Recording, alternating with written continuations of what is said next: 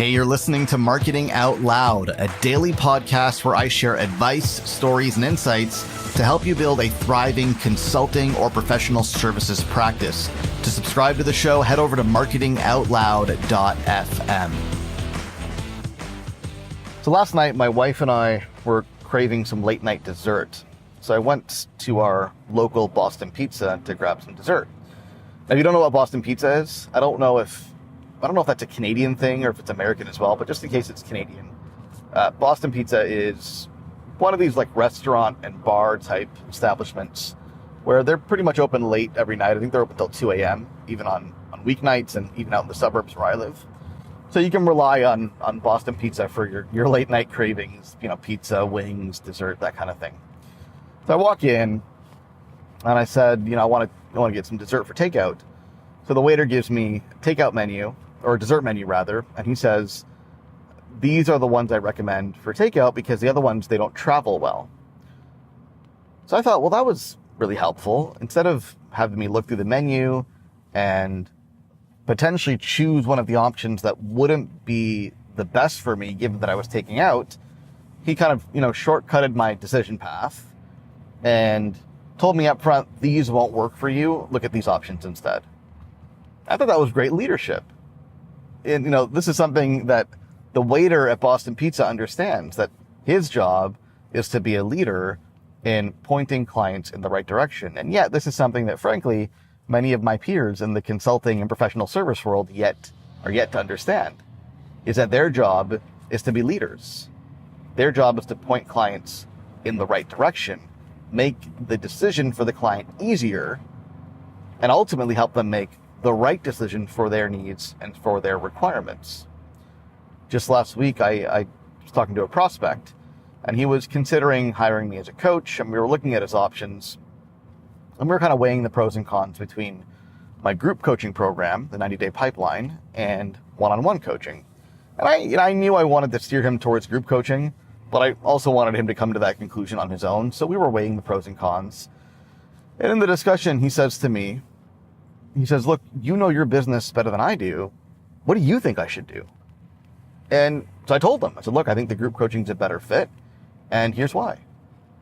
And he said, yeah, that makes sense. Let's do it. So he was looking at me for leadership because ultimately I know my business better than he does. He knows his business better than I do. But when it comes to assessing how specifically I could best serve him, he deferred to me. And I think this is something to think about because potentially you can go wrong in a couple of ways here. The first is you can completely leave it up to the client to make the decision. And sometimes, even me, I talk about letting the client make the decision in my content as being an effective sales strategy. And it is. It is their decision. They've got to make it. But if you leave too much in the client's hands and you don't steer them, they may never make the decision, and that's dangerous.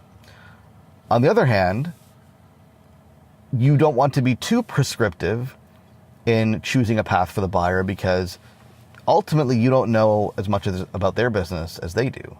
So there may be something about their business that you don't quite yet understand that would qualify them to go down one path and disqualify them to go down another. And if you're too prescriptive in making your recommendations, you're never going to see that. So ultimately, I think you have to balance between the two. You've got to let the client make the decision. You've got to let them work out the parameters. But then ultimately, when push comes to shove and they look to you for guidance and leadership, you've got to be able to provide that leadership.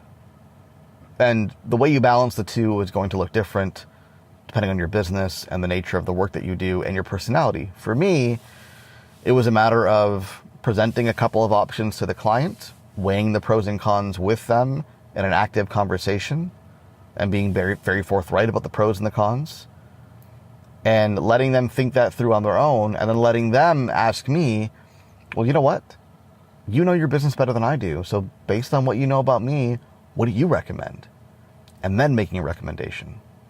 For this waiter at Boston Pizza, he knew right away. It was pretty clear cut. I wanted takeout and I wanted dessert. That's all he needed to decide that some of these options were just not the best for me. And he told me that. He didn't wait for me to figure it out on my own. He wasn't shy about making his recommendation because he was confident in his recommendation. I think that's really what it comes down to. It's confidence. Now, when you get to the point in a buying conversation where you're confident that the buyer needs to go down a certain path, then don't hold back. Make that recommendation. And if you're not yet confident, then get the information and the data that you need from the client to get that confidence. Hey, thanks for listening. Do me a favor, if you like what you hear, go on iTunes and leave us a rating and a review because it helps more people discover the show. Thanks so much.